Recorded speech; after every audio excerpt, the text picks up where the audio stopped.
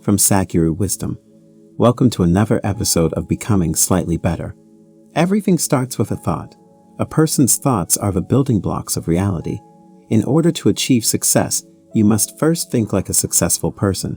There are many people who have difficulty controlling their thoughts, despite the fact that it may appear to be a simple process.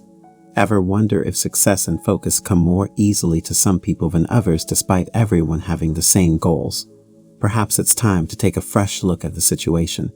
The following are a few of Sadhguru's recommendations on how to cultivate focus and success in an uncomplicated and stress-free manner. Before moving further, I'd like to take this opportunity to thank you for watching this video and also extend an invitation to you to assist us in spreading the word about our channel by sharing this video with your friends and family. Join this channel and enable the notification bell so that you don't miss any of the new videos that are uploaded. Let's begin. 1. Don't label everything as good or bad. Things aren't as simple as that, and your days are more than simply good and bad. To truly change our habits, we need to stop categorizing them into good and bad. Consider the things in your life that could be improved, and then set out to do so. Keep yourself from getting out of a foul mood by crying about things you can't control. To what end are you seeking to assign a value to a day, such as bad or good? These kinds of pains can only be inflicted on oneself by humans, according to their observations. As you can see today, the morning was very lovely, with so many wonderful events going place throughout the world, with flowers blooming all over the place. Everything is perfect right now.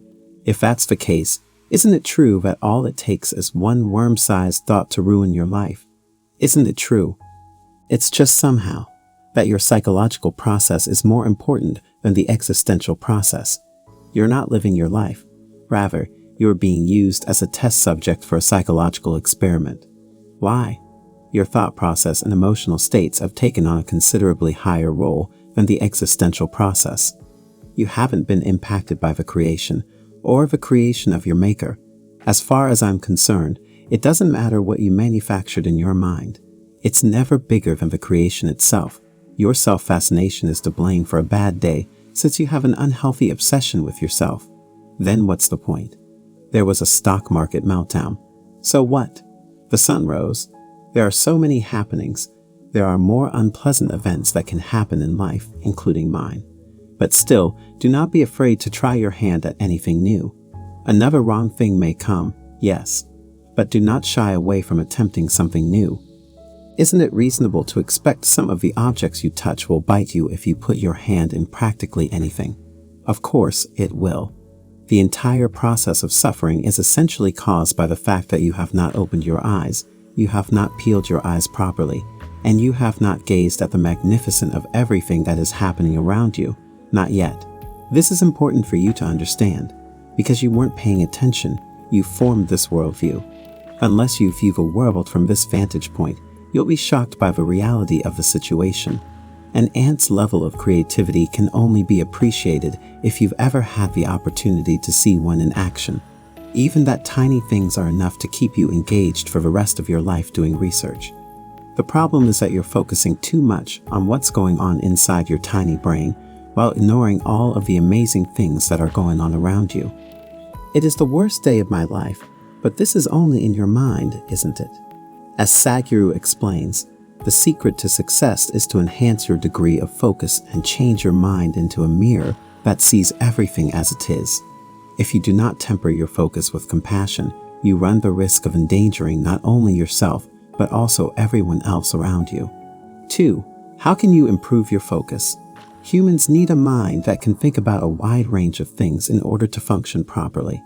All of our cognitive, affective, and physical faculties and resources, as well as our self-awareness, must be focused in the same general direction when we have a specific objective.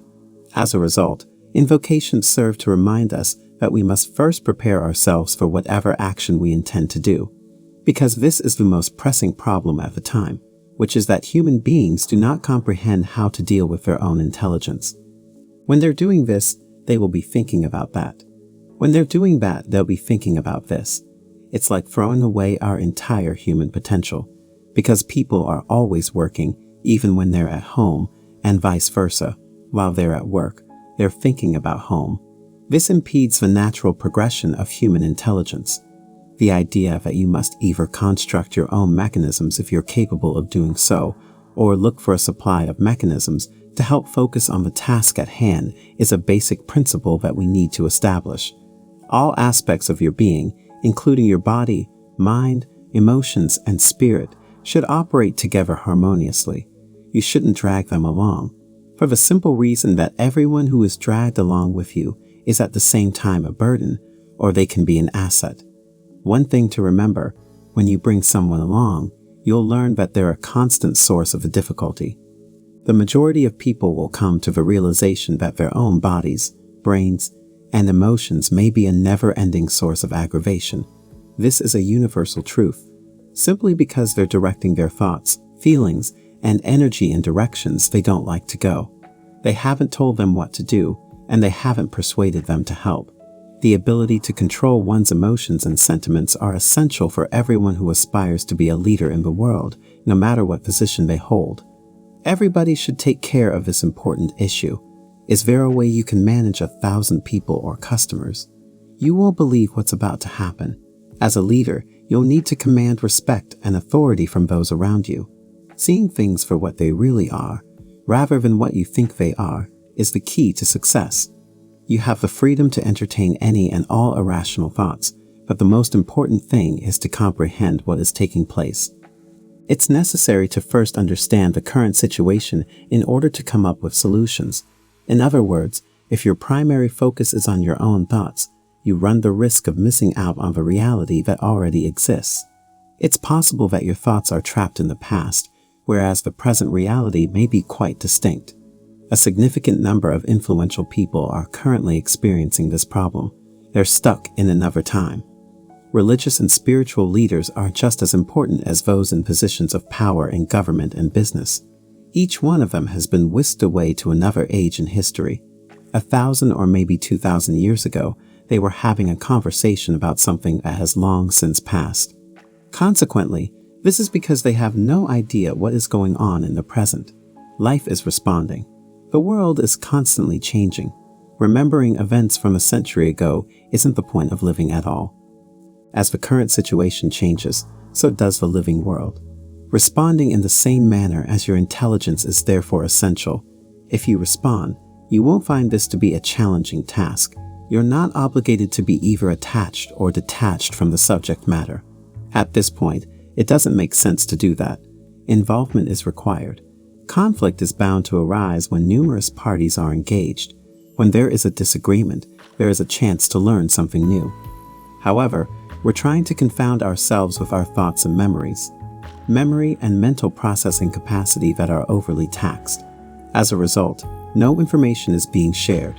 Our own intellect has evolved into a cataract for the deeper intelligence that we actually are, as this shows. Remember this. Awe-inspiring details can be found in unexpected places. You'll wake up every day feeling like a miracle if you learn how to live your life properly.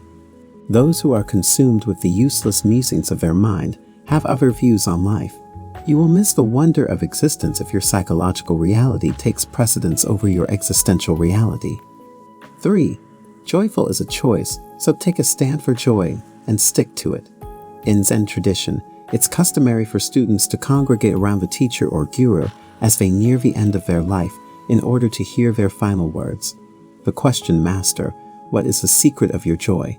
was asked of him more and more as he neared the age of 83 or 84.